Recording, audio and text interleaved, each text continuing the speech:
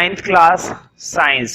तो देखो चैप्टर 1 चल रहा था मैटर इन अवर सराउंडिंग, और अब तक हमने काफी सारा ये कर लिया है। तो मैंने बताया था जो 3 स्टेट होते हैं, सॉलिड, लिक्विड और गैस, तीनों स्टेट को हम एक से दूसरे में, दूसरे से तीसरे में कन्वर्ट कर सकते हैं। मतलब सॉलिड से लिक्विड बनाया जा सकता है, लिक्विड से गैस बनाया जा सकता है, गैस से सॉलिड, फिर सॉलिड से लिक्विड, तो ये सब चलता रहता है। और ऐसा करने के हमारे पास 2 तरीके होते हैं। पहला तरीका होता है टेम्परेचर, मैंने लिखवाया था तुम्हें, कैपिटल ए मेथड क्या होता है, टेम्परेचर। अगर तुम टेम्परेचर कम करते हो या ज्यादा करते हो तो तुम स्टेट को बदल पाओगे, मतलब सॉलिड से लिक्विड या लिक्विड से गैस कर पाओगे। टेम्परेचर को ज्यादा करते हो या कम करते हो तो बात बन जाएगी। लेकिन एक दूसरा मेथड भी मैंने बताया था जिसका मतलब था प्रेशर। मतलब अगर किसी सब्सटेंस पर, अगर वो सॉलिड है या लिक्विड है या गैस है, अगर तुम उस सब्सटेंस पर प्रेशर अप्लाई करते हो, मतलब प्रेशर लगाते हो, प्रेशर लगाना मतलब फोर्स लगाना, प्रेशर लगाते हो, तो प्रेशर से भी सॉलिड से लिक्विड, लिक्विड से गैस और गैस से लिक्विड, सॉलिड कुछ भी बनाया जा सकता है, बट बाय अप्लाइंग प्रेशर। किसकी वजह से, प्रेशर की वजह से। अब देखते हैं कैसे। तो अब हमें अगला मेथड पढ़ना है बाय चेंज इन प्रेशर। तो तुम हेडिंग डाल सकते हो आज के लिए, आज की क्लास में डाल दो बाय चेंज इन प्रेशर। मतलब अगर तुम किसी सब्सटेंस पर, चाहे वो लिक्विड हो, चाहे वो सॉलिड हो या फिर गैस हो, अगर तुम क्या अप्लाई करते हो, प्रेशर, तो प्रेशर अप्लाई करने से बात बन सकती है। मतलब सॉलिड से लिक्विड और लिक्विड से क्या हो सकता है, गैस। तो डायग्राम को ध्यान से देखना, पहले मैं डायग्राम बनाऊंगा और साथ साथ बनाना चाहो तो मेरे साथ साथ बना लो, रुक के बनाना चाहो तो रुक के बना लो, ठीक है।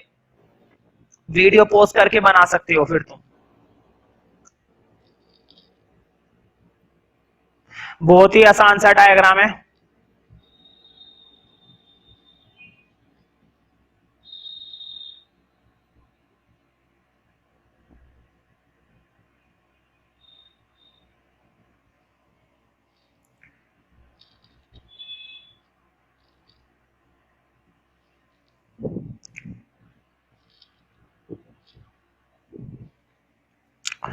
तो देखो यहां पर मैंने अप्लाई कर रखा है फोर्स लगाने के लिए, प्रेशर लगाने के लिए एक पिस्टन टाइप।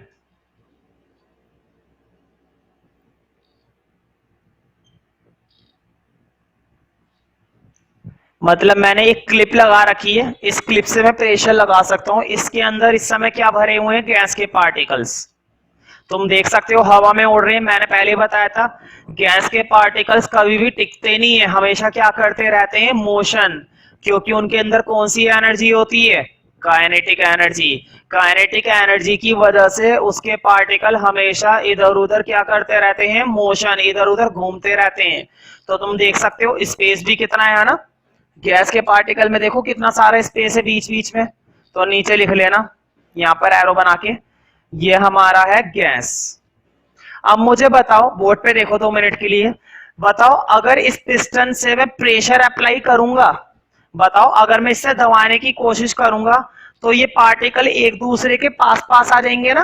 जैसे ही मैंने ऊपर से पिस्टन दबाया, मान लो इस वाले पिस्टन को मैंने नीचे की तरफ दबाने की कोशिश करी, तो ये पार्टिकल एक दूसरे के बहुत क्लोज आ जाएंगे, पास पास आ जाएंगे, ठीक है। जैसा कि मैं तुम्हें अगले डायग्राम में दिखाता हूं।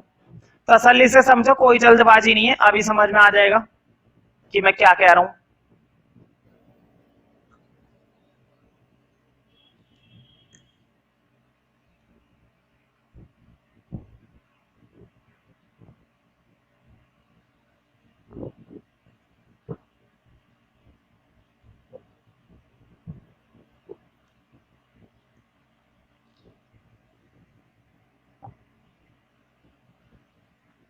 तो देखो जैसे ही मैंने पिस्टन नीचे करा, मतलब इस पिस्टन से क्या डाला, इसके ऊपर दबाव डाला, दबाव डालते ही ये पार्टिकल काफी क्लोज क्लोज आ गए, एक दूसरे के काफी करीब आ गए, ठीक है।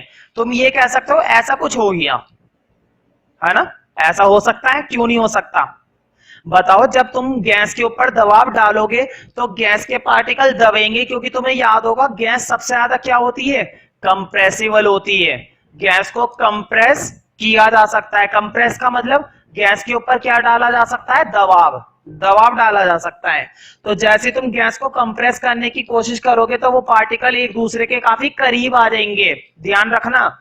तुम्हें मालूम होगा यहाँ पर स्पेस ज्यादा था, है ना, और यहाँ पर स्पेस थोड़ा सा कम हो गया है। और तुम्हें मालूम होगा सॉलिड से जब गैस से हम लिक्विड में जाते हैं तो स्पेस अपने आप ही कम हो जाता है, तो मैं इसको बोलूंगा लिक्विड। अभी मैं बताता हूं क्यों, देखो बोर्ड पे तुम्हें मैंने डायग्राम ड्रॉ करके दिखाया था। अगर बहुत ज्यादा स्पेस है तो वो सब्सटेंस कैसा होता है, गैस। अगर थोड़ा सा कम स्पेस है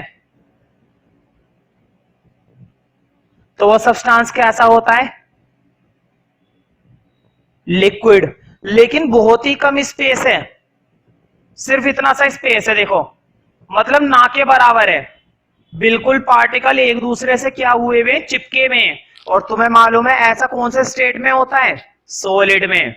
यानी कि मैं प्रेशर अप्लाई करता जाऊंगा और इनके बीच का जो स्पेस है वो धीरे धीरे स्पेस कैसा होता जाएगा, कम, खत्म होता जाएगा। देखो कितना सारा स्पेस था, मैंने और दबाया, फिर कम हो गया स्पेस, फिर मैंने और दबाया, फिर बिल्कुल ही कम हो गया। अब ये कौन से स्टेट में जा चुका है, सॉलिड। अब ये कौन सा स्टेट बन चुका है, सॉलिड।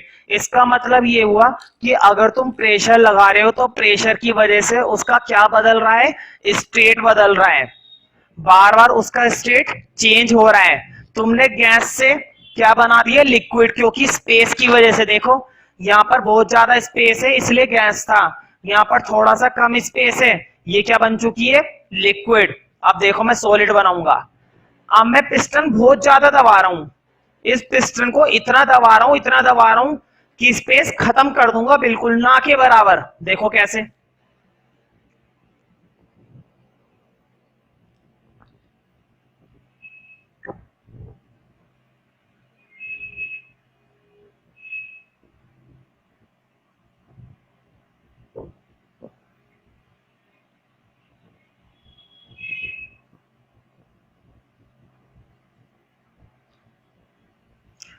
तो देखो अब मैंने इस पिस्टन को बहुत ही ज्यादा दबा दिया, तुम देख सकते हो। देखो यहाँ पर पिस्टन कितनी ऊपर थी, यहाँ पर पिस्टन थोड़ी नीचे आ गई, और यहाँ पर पिस्टन और भी नीचे आ गई। एक काम करो, थोड़ा सा और नीचे कर लो,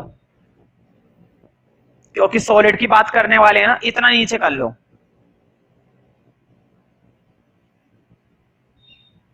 वो भी ठीक था, लेकिन मुझे ज्यादा ड्रॉ करना पड़ता। अब मुझे बस इतने से स्पेस में ड्रॉ करना है, तो फटाफट से बड़े बड़े पार्टिकल बना देता हूं ताकि जगह जल्दी भर जाए। तो अब मुझे बताओ सबसे कम स्पेस मैंने कहां पे छोड़ा, यहीं पर। और तुम्हें ये बात मालूम होगी, जिसमें सबसे कम स्पेस होता है वो कौन सा स्टेट होता है, सॉलिड। सबसे कम स्पेस सॉलिड, उससे ज्यादा स्पेस लिक्विड, और सबसे ज्यादा स्पेस गैस। गैस के पार्टिकल्स के बीच में बहुत स्पेस होता है, ये बात मैंने बताई थी। फिलहाल इसको लिख दो सॉलिड। इसका मतलब ये हुआ, देखो बोर्ड पे मैंने इसके अंदर क्या अप्लाई करा, देखो बाय अप्लाई प्रेशर।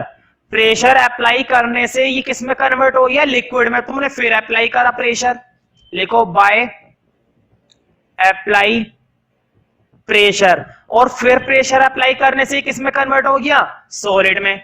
तो देखो प्रेशर लगाने से सॉलिड, लेकिन प्रेशर कम करने से मान लो मैं धीरे धीरे प्रेशर हटा रहा हूं, प्रेशर हटाते ही गैस के पार्टिकल उड़ेंगे, उड़ेंगे तो धीरे धीरे किस में कन्वर्ट होंगे, लिक्विड में। फिर मैंने और प्रेशर कम करा, प्रेशर कम करने से किस में कन्वर्ट हो जाएंगे, एक समय पर गैस में।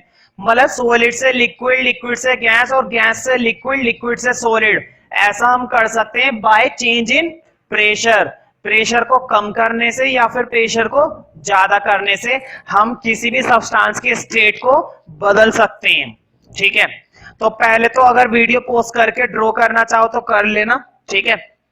लिख लेना, इसको कहते हैं पिस्टन, और ये जो मैंने यूज कर रखे हैं ये सिलेंडर है। किसी भी एक के नीचे लिख लेना, सबके नीचे लिखने की जरूरत नहीं है, सिलेंडर और पिस्टन। तो देखो इस तरह से हम प्रेशर को लगाकर गैस को अक्सर हम क्या करते हैं, लिक्विफाई करते हैं। ये प्रोसेस क्या कहलाता है, गैसेस को क्या करना कहलाता है, liquefy.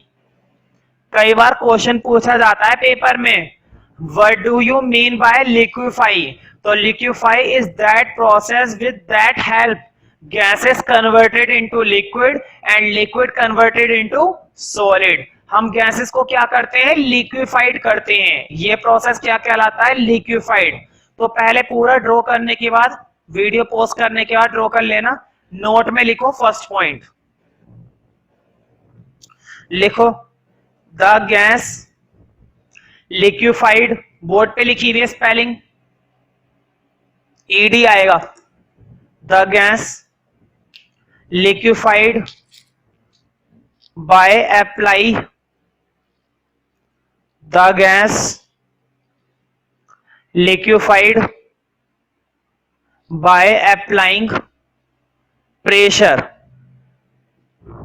By applying pressure, the gas liquefied by applying pressure. अब तुम सोच रहे होंगे कि गैस से लिक्विड, लिक्विड से सॉलिड बनाया गया है, तो ध्यान रखना इस प्रोसेस को ना ज्यादातर गैस में ही इस्तेमाल करते हैं, और बल्कि कुछ सॉलिड में तो अप्लाई भी नहीं होता। सीधी बात मैं बताऊं सभी सॉलिड में अप्लाई नहीं होता, ठीक है, कुछ ही सॉलिड में अप्लाई होता है। इसलिए इस प्रोसेस का इस्तेमाल ज्यादातर हम किसके लिए करते हैं? गैस के लिए। गैस से लिक्विड, लिक्विड से सॉलिड। और जनरली कौन कौन सी गैसेस के लिए इसका इस्तेमाल किया जाता है? कमर्शियल लेवल पर, मतलब फैक्ट्री वगैरह में किसके लिए इस्तेमाल किया जाता है वो मैं बता देता हूं। सबसे popular gas carbon dioxide, CO2, ठीक है। तो मैं कुछ गैसेस के नाम लिखवा देता हूं। नोट में लिखो नंबर 2, जो नोट में नंबर 1 लिखा है ना, उसी के बाद लिखो नंबर 2। नंबर 2 में लिखो some gases like ammonia, board पे लिखी हुई है spelling, like ammonia, comma sulphur dioxide, sulphur dioxide, comma carbon dioxide, carbon dioxide etcetera. 3 ही बहुत है, ammonia, sulphur dioxide, carbon dioxide etcetera. Can be liquefied, फिर से वही वाली स्पेलिंग जो पहले लिखी थी, can be liquefied easily, can be liquefied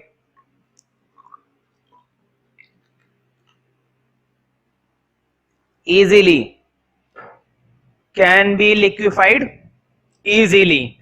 इन तीनों में से सबसे इंपॉर्टेंट पर टिक कर लेना CO2। कई बार पेपर में पूछी गई है, ध्यान रखना।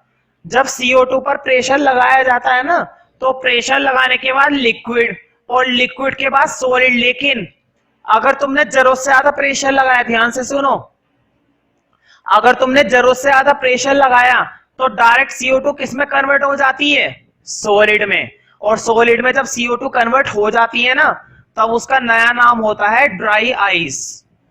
क्या बोला जाता है उसको? Dry ice. कई बार पेपर में पूछा गया है what do you mean by dry ice, और ये कैसे ऑब्टेन की जाती है? तो तुम्हें बताना है dry ice is known as solid CO2। Dry ice क्या होती है? कार्बन डाइऑक्साइड की कौन सी फॉर्म होती है? Solid form. समझ रहे हो? ड्राई आइस किसे कह रहे हैं? कार्बन डाइऑक्साइड की सॉलिड फॉर्म को कह रहे हैं। और ये कैसे ऑब्टेन्ड होती है? बाय अप्लाइंग प्रेशर, ठीक है। और कितना प्रेशर वो मैं अभी नोट करवा दूंगा। तो नोट के अंदर ही थर्ड पॉइंट लिखो, नोट के अंदर थर्ड पॉइंट लिखो CO2, शॉर्ट में लिख लेना, पूरा मत लिखो कार्बन डाइऑक्साइड, ऐसे लिख लो CO2। CO2 is cooled, board पे लिखा हुआ है cooled. CO2 is cooled under high pressure. Normal pressure से काम नहीं चलता, लगभग 73 डिग्री सेल्सियस का वो लगाना पड़ता है प्रेशर, सॉरी 100 के आसपास एटमॉस्फेरिक प्रेशर लगाना पड़ता है। लिखो CO2 is cooled under high pressure. High मतलब बहुत ज्यादा, CO2 is cooled under high pressure, under high pressure it can be directly convert. Directly किस में कन्वर्ट हो जाती है, ध्यान से देखो, अगर तुमने ज्यादा प्रेशर लगाया तो डायरेक्टली किस में कन्वर्ट हो जाएगी, सॉलिड में, लेकिन तुम्हें क्या लगाना पड़ेगा, प्रेशर। अगर तुमने थोड़ा बहुत प्रेशर लगाया तो पहले किस में कन्वर्ट होएगी, लिक्विड में, फिर होएगी सॉलिड में। CO2 is cooled under high pressure, it can be directly converted, it can be directly converted, it can be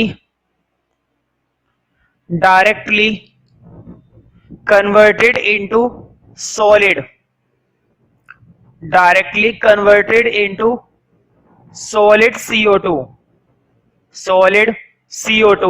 मतलब पहले तो CO2 गैस थी, अब ये CO2 क्या बन चुकी है, solid, converted into solid CO2, और जिसको हम क्या कहते हैं नॉर्मल भाषा में, ड्राई आइस। अब तुम सोच रहे होंगे इसे ड्राई आइस क्यों कहते हैं, इसका एक कारण है, ये ऐसी बर्फ होती है जो जिसके ऊपर रखी होती है ना उसे गीला नहीं करती। नॉर्मल बर्फ कैसी होती है, जिसके ऊपर रखोगे गीला हो जाएगा, वेट हो जाएगा, लेकिन इस बर्फ से गीला नहीं होता, ये ऐसी बनी रहेगी जब तक प्रेशर रहेगा तब तक।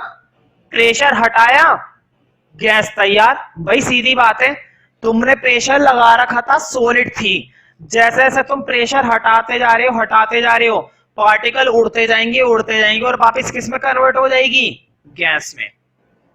ध्यान रखना, तुमने देखा होगा आग बुझाने वाले जो फायर एक्सटिंग्विशर होते हैं उसके अंदर कौन सी गैस भरी भी होती है, CO2, ड्राई आइस। जब तक ये सिलेंडर में रहती है तब तक तो ये सॉलिड रहती है, क्योंकि सिलेंडर के अंदर जब भरी जाती है ना ये गैस, प्रेशर के साथ भरी जाती है, और जब उस सिलेंडर के नोजल को ऐसे खोला जाता है, बंदूक टाइप होता है वो नोजल, जब उसको ऐसे खोला जाएगा और आग पर डाला जाता है तो तुम देखना जैसे ही वो बाहर निकलता है गैस निकलती है।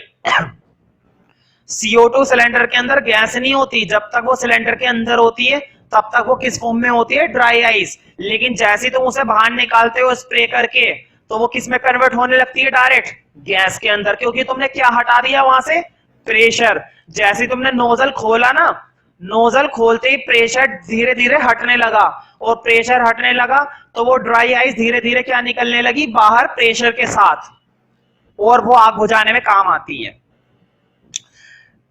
It can be directly converted into solid CO2 which is called dry ice, which is called dry ice। तो कई बार पेपर में पूछा गया है कि ड्राई आइस का कमर्शियल लेवल पर कहां पर इस्तेमाल होता है, तो तुम्हें बता देना है फायर एक्सटिंग्विशर में, जो आग बुझाने वाले अग्निशमन यंत्र होते हैं ना उनमें इस्तेमाल होता है इनका, which is called dry ice. अब थर्ड पॉइंट लिखो, मुझे बताओ तुमने प्रेशर बहुत ज्यादा लगा रखा था, सॉलिड बना हुआ था, प्रेशर कम करते गए, कम करते गए, कम करते गए, ये सॉलिड किस में कन्वर्ट हो जाएगा, गैस में। लिखो फिर इसी बात पर नेक्स्ट पॉइंट और लास्ट पॉइंट लिखो, fourth point, if pressure is decreased, decrease का मतलब क्या होता है, कम करना, लिखो, if pressure is decreased, if pressure is decreased then solid CO2, if pressure is decreased then solid CO2 directly convert into gas। अगर तुमने प्रेशर हटा दिया तो then solid CO2 directly convert, ये वाला then आएगा THEN then directly then solid CO2 directly converted into gas, then solid CO2 directly converted into gas, directly converted into gas। तो directly किस में कन्वर्ट हो जाती है, गैस में।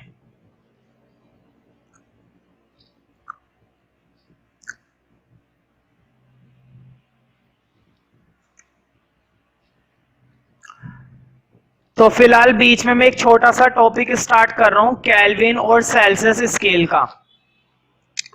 स्केल नहीं बनाना है, ना ही स्केल को समझना है, बस एक फॉर्मूला है जो तुम्हें शायद पहले से मालूम होगा। वैसे तो देखो टेम्परेचर को 3 यूनिट में मेजर किया जाता है, केल्विन में, सेल्सियस में और फ़ारेनहाइट में, ठीक है। लेकिन फ़ारेनहाइट का मैं नहीं पढ़ा रहा क्योंकि फ़ारेनहाइट का है नहीं, वो 11th क्लास में, अभी उसकी जरूरत नहीं है, ठीक है। हमारे यहाँ पे तो इंडिया में केल्विन में मेजर किया जाता है और सेल्सियस में बस, तो मैं वही लिखवा रहा हूँ। तो एक अगला सब हेडिंग बनाना चाहो ना तो बना सकते हो, यही हेडिंग डाल दो, Kelvin and Celsius। Kelvin and Celsius scale या फिर टेम्परेचर, स्केल ही लिख लो, एक ही बात है। तो मैं तुम्हें सीधा फॉर्मूला लिखवा रहा हूं, देखो केल्विन का फॉर्मूला होता है C+273, हो सकता है तुम्हें मालूम भी हो। तो ज्यादा बातें नहीं करनी, बस फॉर्मूले की बात बतानी थी और एक न्यूमेरिकल करवाना, और बहुत ही आसान सा न्यूमेरिकल है। लिखो एक न्यूमेरिकल, बुक का ही है तुम्हारे ये क्वेश्चन। लिखो एक क्वेश्चन, क्वेश्चन नंबर 1 लिखो, convert the following temperature, convert the following temperature, convert the following temperature into the following temperature into Celsius scale, following temperature into Celsius scale।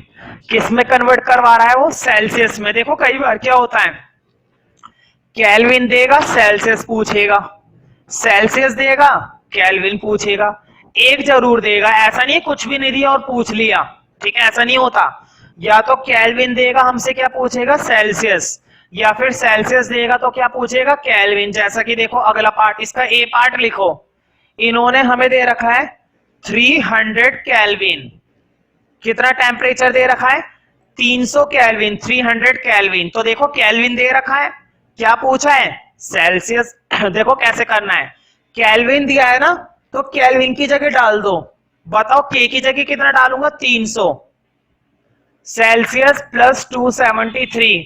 मुझे बताओ 273 इधर प्लस है, इधर आके क्या हो जाएगा, माइनस। 273 इधर प्लस था ना, इधर आके क्या हो जाएगा, माइनस कर दो। फिर देखो 300 में से 273 गया, बताओ कितना बचेगा। तो ये हमारा आ जाएगा 27 डिग्री। ध्यान रखना केल्विन में तो डिग्री नहीं लगता, क्या डिग्री लगा हुआ है, नहीं, लेकिन सेल्सियस में डिग्री लगता है। तो देखो 27 डिग्री सेल्सियस, ये आ गई हमारा सेल्सियस टेम्परेचर, 27 डिग्री सेल्सियस। एक और करोगे, देखो बी पार्ट लिखो, बी पार्ट उन्होंने दे रखा है 573 केल्विन। फिर से मुझे बताओ उन्होंने हमें किस चीज की वैल्यू दी है, केल्विन की वैल्यू दे रखी है। देखो साथ में लगा हुआ होगा के, तो केल्विन की वैल्यू दी है, साथ में लगा हुआ होगा सी, तो सेल्सियस की वैल्यू दी है। तो फिलहाल डाल देते हैं इसको, देखो के की जगह डालूंगा 573, सी वहीं पर ही है, सी में कोई दिक्कत नहीं है। 273 को इधर ले आओ, बताओ 573 में से 273 हमें उड़ा देने हैं, तो देखो कितना बचेगा, ये हमारा बचेगा 300 डिग्री सेल्सियस, है ना। 573 में से 273, 573 में से 273 जाएंगे, 300 डिग्री सेल्सियस। सेल्सियस में डिग्री लगाना कभी मत भूलना, डिग्री अगर नहीं लगाई तो आधा नंबर चला जाएगा तुम्हारा, ठीक है। एक और करो मेरे लिए, इस बार उल्टा है, इस बार तुम्हें किस में कन्वर्ट करना है, केल्विन में। मतलब मैंने क्या दिया होगा तुम्हें, सेल्सियस, और अब तुम्हें किस में कन्वर्ट करना है, केल्विन में। तो लिखो क्वेश्चन नंबर 2, लिखो convert the following temperature, convert the following temperature into kelvin, convert the following temperature into Kelvin, into Kelvin। जैसे कि देखो ए पार्ट है, फर्स्ट पार्ट 250 डिग्री सेल्सियस। मुझे बताओ, उन्होंने हमें, एक काम करता हूं, जीरो थोड़ा बड़ा बना लेता हूं, हाँ, उन्होंने हमें सेल्सियस दिया है, केल्विन देखो सी लगा हुआ है और सी लगा हुआ है, तो इसका मतलब उन्होंने हमें क्या दिया है, सेल्सियस।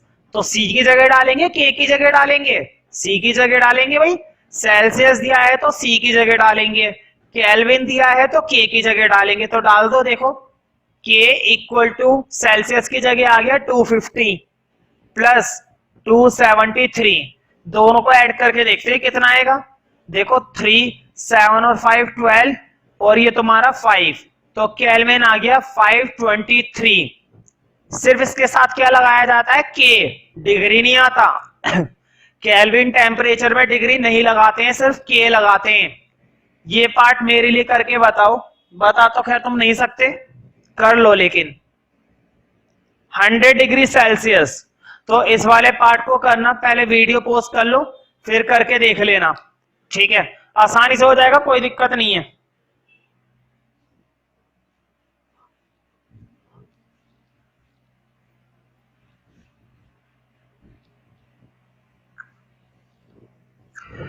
तो अब हम टॉपिक करेंगे इवेपोरेशन। पहली बात ये है इस टॉपिक के बारे में, ये टॉपिक इस चैप्टर का एक इंपॉर्टेंट टॉपिक है, इवेपोरेशन। दूसरी बात ये है कि एक क्वेश्चन हमेशा ही रहता है, इतना इंपॉर्टेंट है कि एक क्वेश्चन हमेशा रहता है। पहले इसके बारे में थोड़ा सा समझते हैं। देखो, मान लो तुम्हारे पास कंटेनर के अंदर क्या था, कुछ लिक्विड था, सपोज क्या था, वाटर था, पानी। तुमने सोचा क्यों ना इस लिक्विड से क्या बनाई जाए, वेपर, भाप बनाने के बारे में सोचा। तो बताओ, सोचने से ही हो जाएगा? नहीं, सोचने से काम नहीं होता, करना पड़ता है। तो तुम लिक्विड से वेपर बनाने के लिए नीचे से क्या अप्लाई करोगे, टेम्परेचर। हो सकता है तुम उस लिक्विड को कहां पर रख दो, गैस के ऊपर रख दो, है ना भाई, गैस जला दो और गैस जलाने पर लिक्विड को रख दो और लिक्विड उबलने लगेगा, पानी उबलने लगेगा और उबल उबल कर क्या बनने लगेगी, भाप, वेपर बनने लगेगा। क्या बनने लगेगा, वेपर। और अगर घंटों तक उसको उबालते रहोगे तो सारा उबल जाएगा और सारा वेपर बन के उड़ जाएगा, कुछ भी नहीं बचेगा। जितना भी तुम्हारे पास पानी था सारा का सारा उड़ गया, वेपर बन के उड़ गया। लेकिन ये प्रोसेस तुमने खुद करा है, तुमने टेम्परेचर खुद अप्लाई करा है, नेचुरली नहीं हुआ है। ध्यान से सुनना मेरी बात, तुमने पानी से वेपर बनाई तो जरूर है, लेकिन कब, जब तुमने टेम्परेचर अप्लाई करा तब ऐसा हुआ। तो ध्यान रखना, अगर तुम टेम्परेचर अप्लाई करते हो और पानी से क्या बन जाती है, भाप, तो ये नॉर्मल सा प्रोसेस है, इवेपोरेशन नहीं है। लेकिन अगर यही काम नेचुरली होए, अपने आप होए, दैट इज कॉल्ड इवेपोरेशन। सुनने में अजीब लग रहा होगा कि अपने आप कैसे होगा, अभी मैं बताता हूं। अगर यही काम लिक्विड से वेपर अगर अपने आप बने तो यही प्रोसेस क्या कहलाता है, इवेपोरेशन। अब देखो कैसे, क्या तुमने कभी सोचा है, अक्सर मम्मी क्या करती है, कपड़े धोती हैं और कपड़ों को धूप में सुखा देती हैं और कुछ देर बाद कपड़े सूख जाते हैं। कहां गया कपड़ों का पानी, भाई कपड़ों के अंदर पानी था ना, तुमने सुखाने के लिए डाला धूप में, और धूप में इतना हैवी टेम्परेचर था जिसकी वजह से वो कपड़े का पानी भाप बनकर उड़ गया। क्या जितनी जल्दी कपड़े गर्मियों में सूखते हैं, क्या उतनी जल्दी सर्दियों में सूखते हैं? नहीं, नहीं सूखते। अब एक एग्जांपल और पूछता हूं, मान लो कपड़े गीले थे, धुले हुए कपड़े थे, गीले थे, और इस तरह से झुंड बना के रख रखे थे कहते हैं गुड़मुड़ करके इकट्ठा करके रखा था कपड़ों का, और एक कपड़ा तुमने फैला के रखा था, बिल्कुल खोल रखा था। बताओ कौन सा कपड़ा पहले सुखाया जाएगा धूप के अंदर, ये वाला या ये वाला?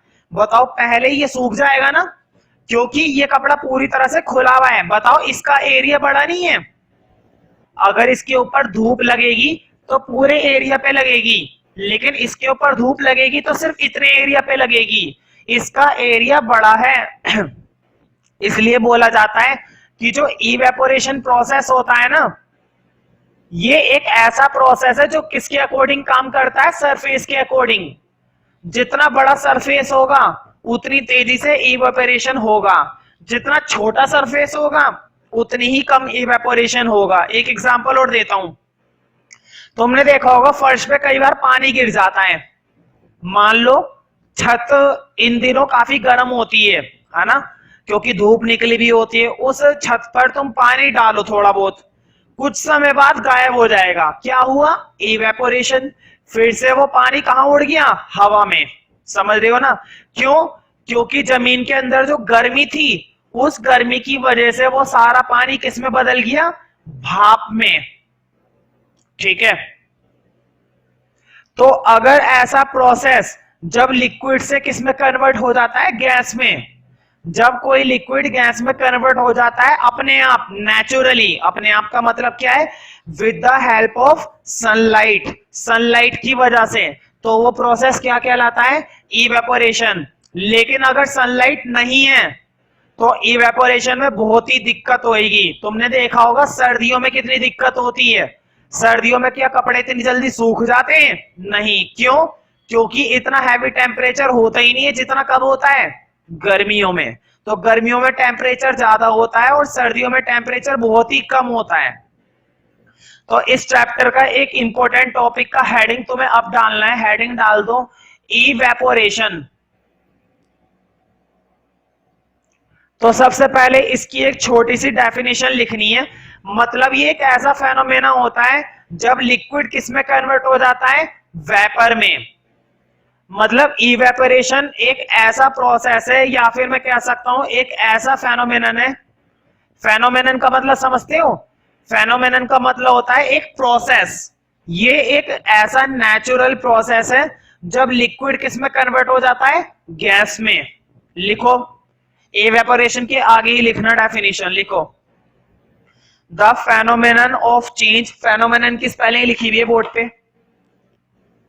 The phenomenon of change of liquid. The phenomenon of change of liquid into gas. Of liquid into gas at any temperature, at any temperature. The phenomenon of change of liquid into gas at any temperature, at any temperature below its boiling point. Below it's, board पे लिख देता हूं मैं below की spelling, खुद से लिखो तो ज्यादा अच्छा है। Below it's boiling point at any temperature below it's boiling point is called evaporation. Is called evaporation. Is called evaporation. तो मैं कुछ एग्जांपल दे देता हूं। जैसे कि तुम्हारे गीले कपड़े होते हैं, अगर उसको धूप में सुखा दो तो वो कुछ देर बाद सूख जाते हैं। किसकी वजह से? इवेपोरेशन की वजह से। लिखो, एग्जांपल है ना, नोट में लिख लो। तो लिखो नोट के अंदर, लिखो for example wet clothes. Wet का मतलब गीले और क्लोथ्स का मतलब कपड़े। Wet clothes are spread in air. कहां पर फैलाया जाता है उन कपड़ों को? हवा में, मतलब बाहर। ठीक है, घर के अंदर नहीं, बाहर। Wet clothes are spread. Spread का मतलब होता है फैलाना। Wet clothes are spread in air, are spread in air. they get dry. dry मतलब सूख जाते हैं, बोर्ड पे लिखा हुआ है ड्राई। they get dry, तो वो सूख जाते हैं। they get dry। और तुम्हें ध्यान रखनी चाहिए ये बात, इवेपोरेशन के लिए जरूरी है सरफेस एरिया। जितना खोलकर सुखाओगे ना कपड़े को, उतनी जल्दी मामला सूखेगा, उतनी जल्दी से जल्दी उसके अंदर का पानी उड़ जाएगा भाप बनकर। और अगर कपड़ों को झुंड बनाकर डालोगे तो देर में सूखेगा।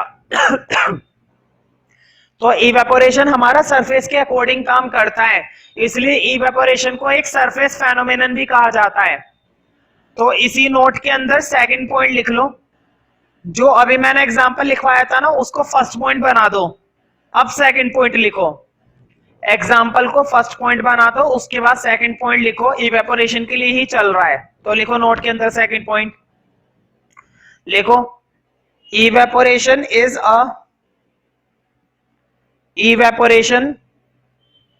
Is a surface phenomenon.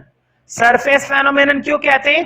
क्योंकि ये सरफेस के अकॉर्डिंग काम करता है, जितना बड़ा सरफेस उतनी तेजी से evaporation. Evaporation is a surface phenomenon. Evaporation is a surface phenomenon. अब डिपेंड करता है कि इवेपोरेशन कैसे होगा, तेजी से होगा या धीरे धीरे होगा। अब मुझे बताओ इवेपोरेशन कब तेजी से होता है, समर में या विंटर में? बताओ, सर्दियों में जल्दी कपड़े सूखते हैं या गर्मियों में?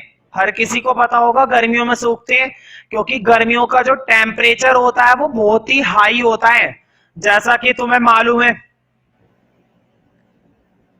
जून जुलाई में, मई जून में, इसमें टेम्परेचर कितना हाई होता है, और जितना ज्यादा टेम्परेचर उतनी तेजी से इवेपोरेशन।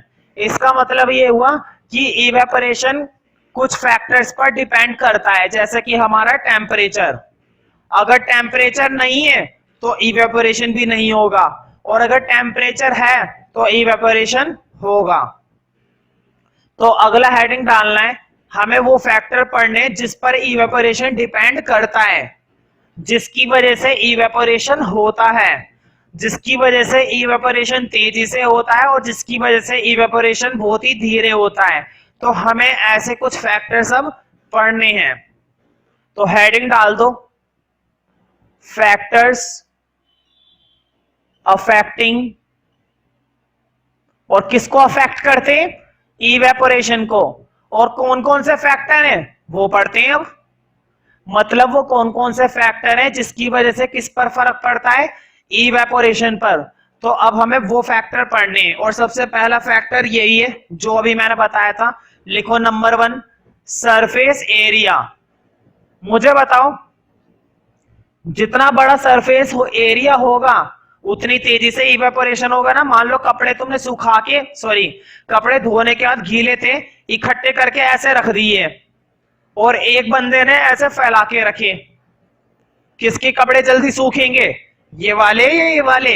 ये वाले, क्योंकि देखो इसका सरफेस एरिया कितना बड़ा है और इसका सरफेस एरिया सिर्फ इतना सा है। तो देर में सूखेंगे, सूख तो जाएंगे लेकिन देर में सूखेंगे, ठीक है। तो जितना ज्यादा सरफेस एरिया होता है उतनी तेजी से क्या होता है? Evaporation. Large surface area maximum evaporation, smaller surface area minimum evaporation. तो लिखो सरफेस एरिया के लिए, लिखो द पार्टिकल्स, सरफेस एरिया के अंदर लिखना है, the particles on the surface,